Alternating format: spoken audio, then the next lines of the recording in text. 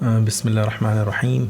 آج بات کریں گے سورہ المنافقون کی، جو کہ 28ویں پارے میں آتی ہے اور قرآن کی ترتیب کے حساب سے اس کا نمبر ہے 63 اور اس کا ریولیشن آرڈر ہے 104، اور یہ مکی صورت ہے۔ اس کے نام کا مطلب ہے منافق، اور اس میں اللہ تعالیٰ نے کھل کے ان کے حالات بیان کیے ہیں۔ اس کے جو ٹاپکس ہم نے شارٹ لسٹ کیے ہیں وہ 3 طرح کے ہیں۔ نمبر 1 منافق کا جھوٹ، اور نمبر 2 استغفار سے اعراض، اور نمبر 3 مال اور اولاد سے آزمائش۔ تو سب سے پہلے ٹاپک 1 منافقوں کا جھوٹ۔ اللہ تعالیٰ نے یہ فرمایا کہ یہ منافق آپ کے پاس آتے ہیں اور یہ کہتے ہیں کہ وہ گواہی دیتے ہیں کہ آپ اللہ کے رسول ہیں۔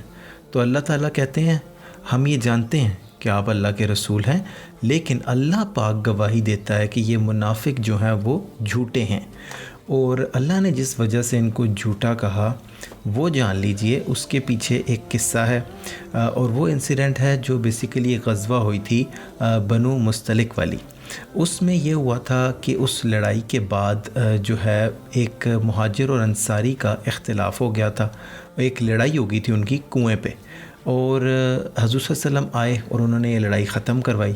اور اس کے بعد جب صلح ہو گئی تو جو وہاں پر ایک منافق کا سردار تھا، اس نے کافی زہر اگلا مسلمانوں کے خلاف، کافی بری باتیں کہی، اور صحابہ نے اس چیز کا حضور صلی اللہ علیہ وسلم کو بتایا بعد میں۔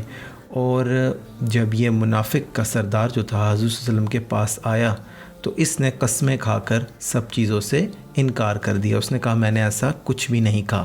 تو اس پر اللہ پاک نے یہ آیت اتار دی اور یہ کہا کہ یہ جو صحابہ نے بات کہی تھی یہ سچ ہے۔